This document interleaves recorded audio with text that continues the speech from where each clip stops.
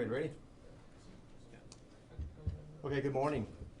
My name is Captain Joseph Darris, and I'm just going to kind of go over the agenda here for this morning.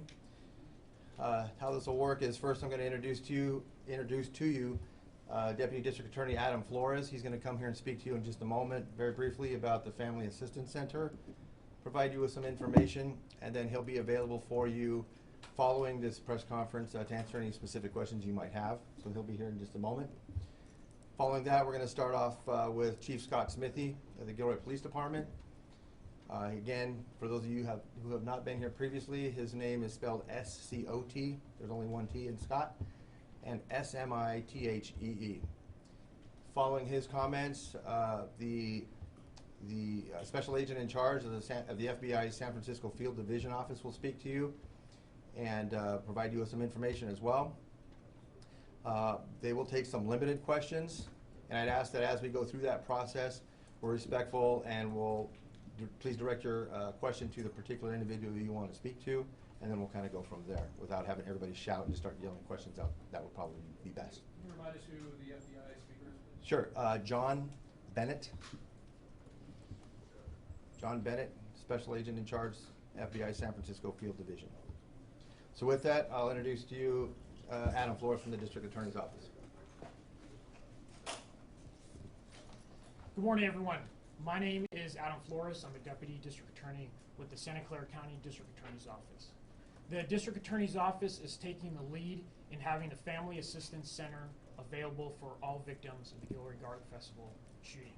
We are working with our partners with the FBI Victim Services Division, Santa Clara County Behavioral Health Services, Red Cross, the City of Gilroy, and also the Santa Clara County Library, just to name a few.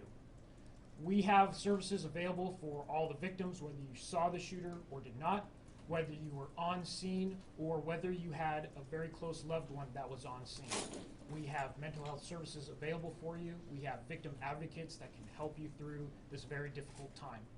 We also have victim advocates that would help out vendors that perhaps are in a situation where they have lost wages.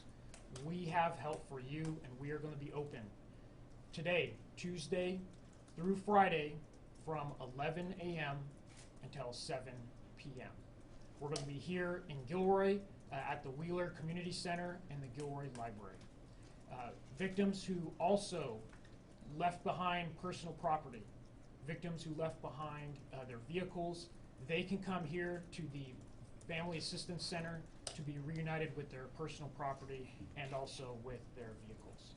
So again, we welcome all victims in this time when they need help, and we are going to continue to be here as long as that's needed.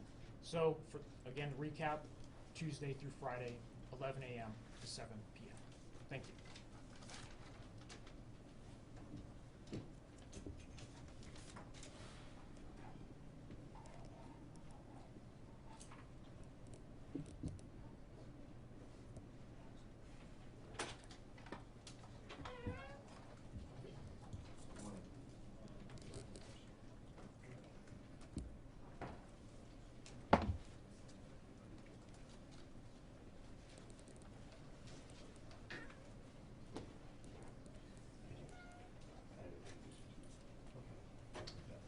Okay, so again, we'll start off with our Gilroy Police Chief, Scott Smithy.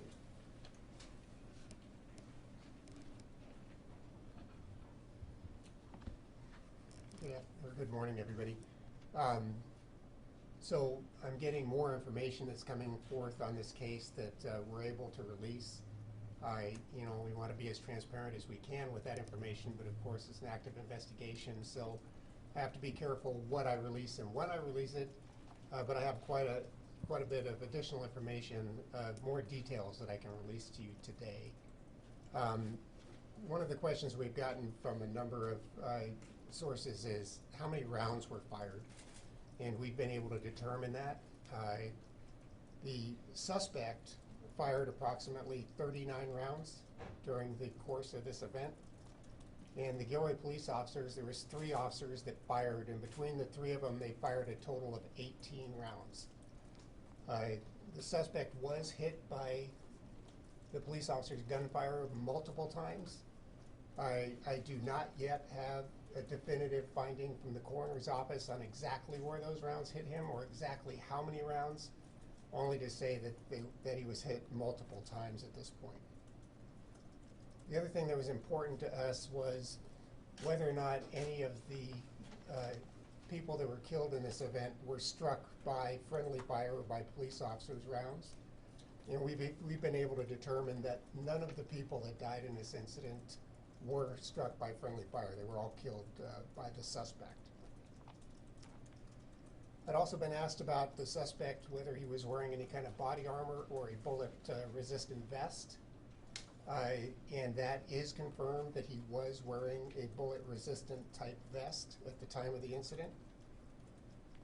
Some of the information regarding his armament, the weapons, how prepared was he? We know now that he had a 75-round drum magazine that would fit into this weapon.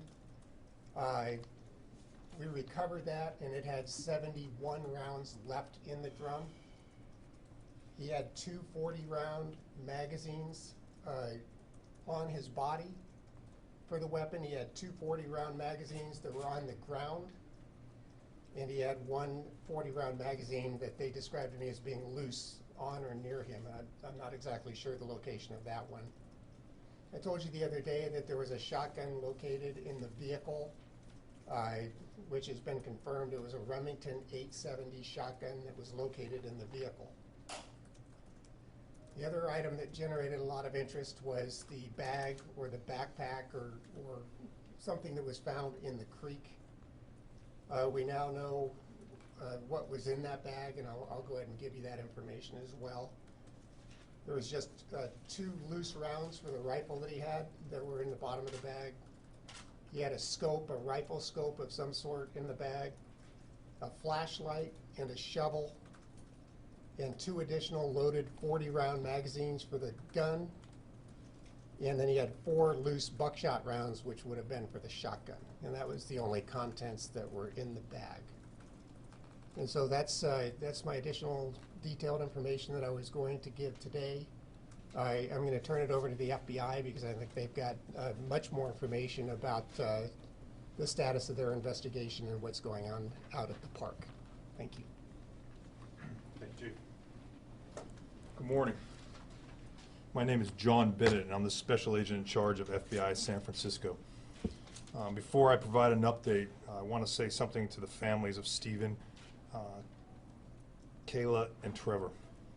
I know nothing we can say or do will ever bring back your loved ones, but I want you to know that everything that law enforcement is doing, from our methodical examination of our evidence to our outreach to all the victims and their families to our ongoing investigation, everything is being done with you in our minds. We are very sorry for your loss.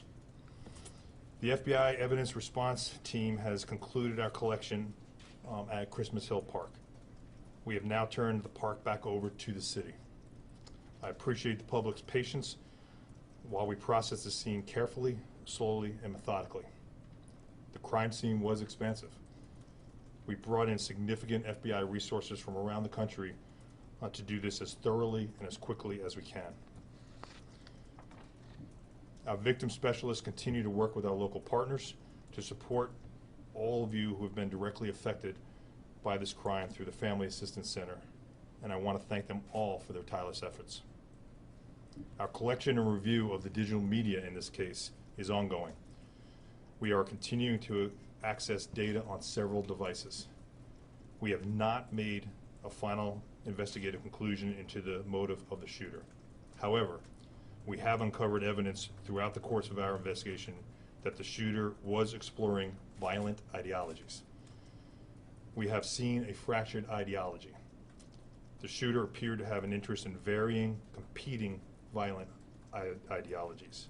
As we continue to exploit his digital media, we are striving to find several things.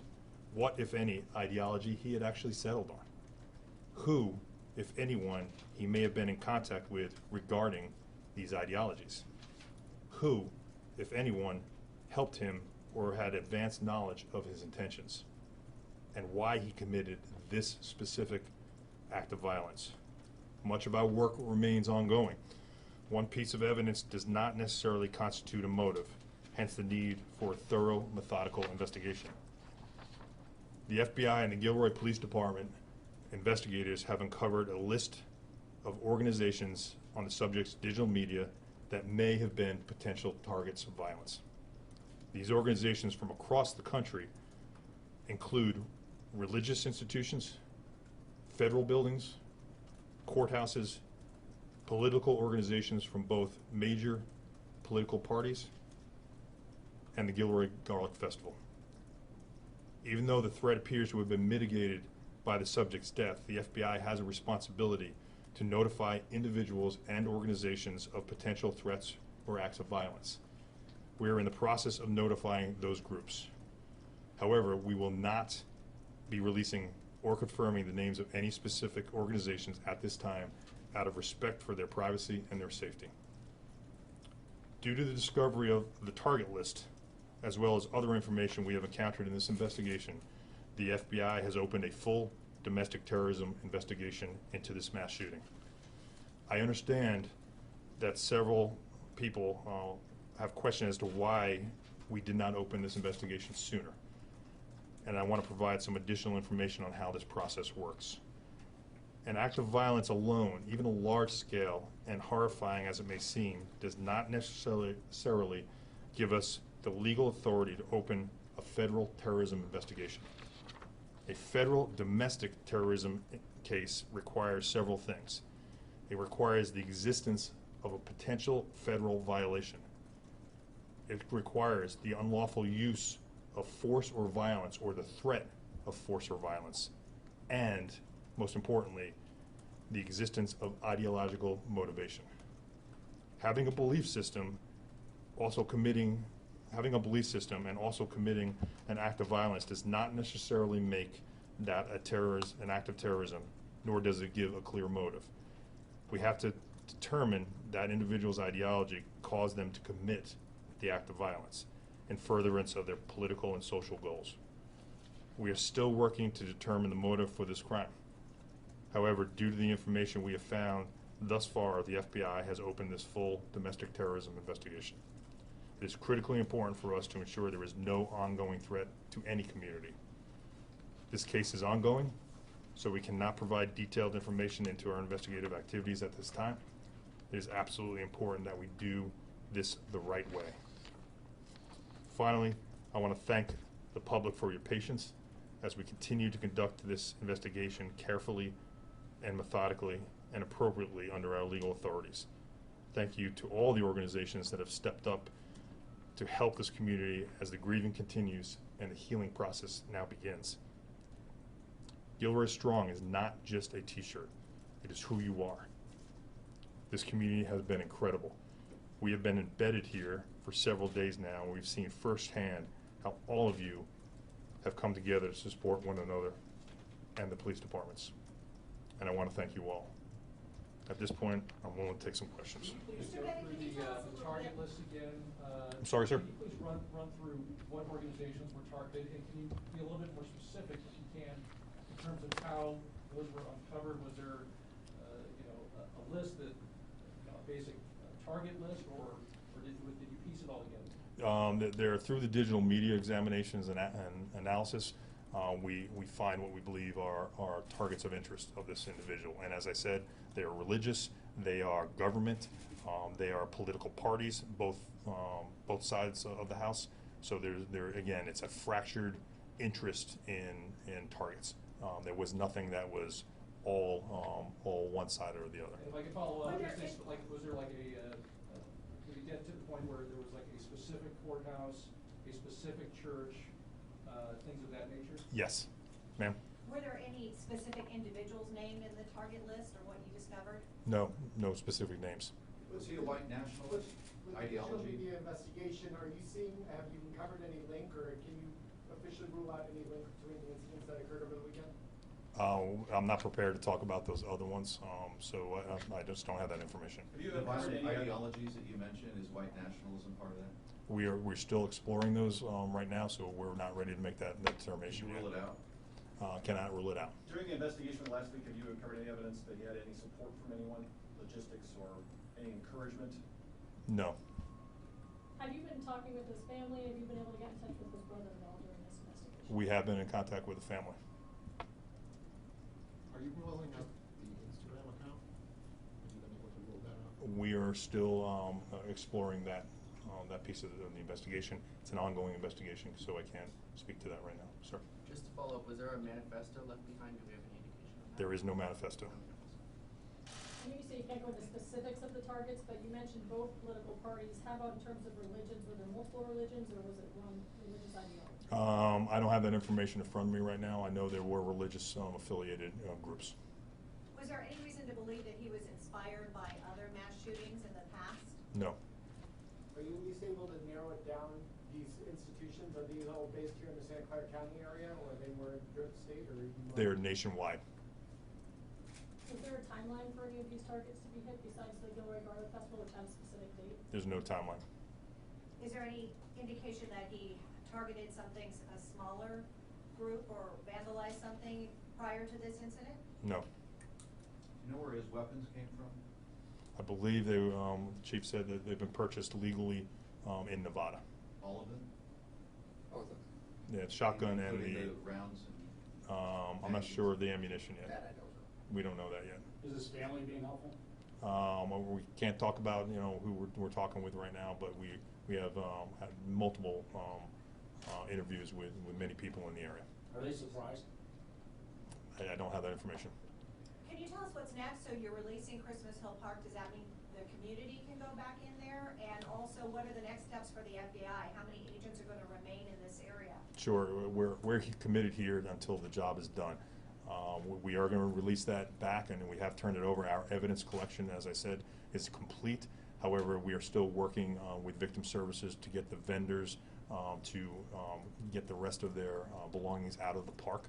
We anticipate that to take another day, but there's no more evidence collection. Our evidence response teams have now pivoted and have been reassigned to other investigative priorities in the United States.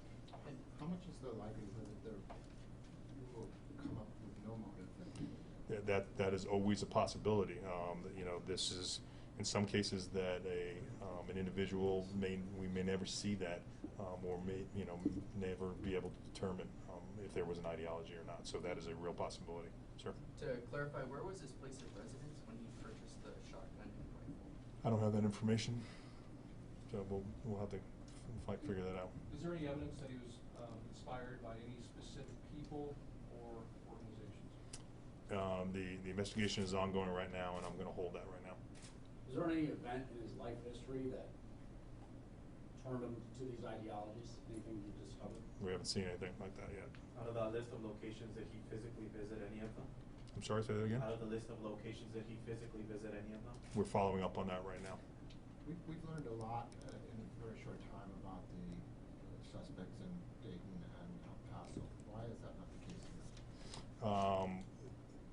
Right now, I'm not prepared to talk about those on there. This is our, the FBI provided police assistance, technical assistance to the Gilroy Police Department. As I said before, you need several things in order for this to become a federal investigation, and that includes not just an ideology, but the threat of violence, and there has to be an underlying federal crime as well.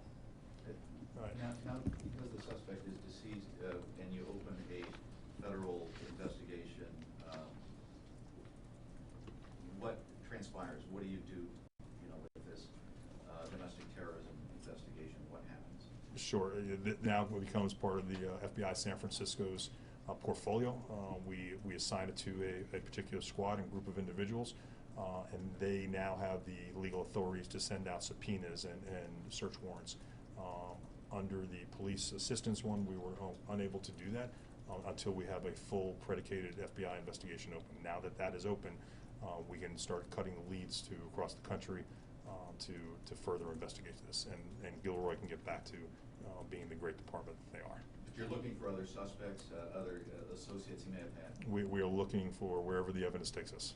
But you say the ideologies. Can you explore as to looking into the motive, at the same time saying he was exploring violent ideologies? Can you expand onto that? No, sorry. Was the firearm, ammunition, or magazine illegal to own? Under California, I'm federal, so under California law, I couldn't tell you that. I think I'm gonna end there. Scott, I have one for the chief. Chief. Yes. You mentioned none of the fatal victims were struck by friendly fire. Was anyone wounded potentially by friendly fire? Not that we know of.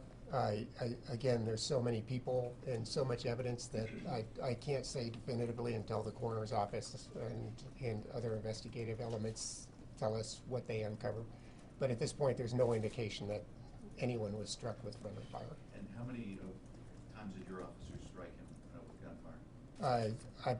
I don't have that definitive answer yet. Again, that comes out of the coroner's office, and they will release that report when they're ready, and they're not ready to do that yet.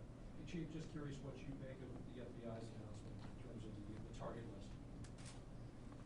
list. Well, I think, I can't say enough about the FBI and the cooperation and the resources that they've dedicated to the city of Gilroy. This is a very large event, certainly beyond the capabilities of our department to handle on their own. And I think as the leads take us in this direction, to have their involvement is a very positive thing. Chief, do you have any comments as far as the shootings after the Gilroy Garlic Festival shooting in both El Paso and in Ohio? Well, having lived through this, I can only know what they're going through, and it's very sad that we have people that do these kinds of things.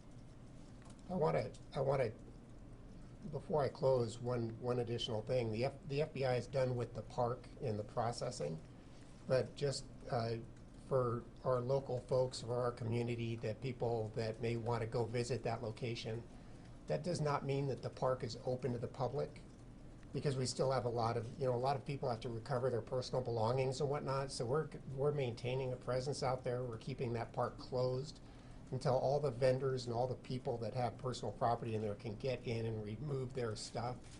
And once all that process is done, then we'll open the park back up to where people would go down inside there. But just because the FBI is finished does not mean that park is open to the public yet. Is there an estimation on when it will reopen? I would imagine it would be relatively soon. A lot of that depends on how fast we can get a hold of people and how fast they can get in, but we're hoping within the next day or two. Okay, One last thank question, you. anybody? One last question. Thank you all.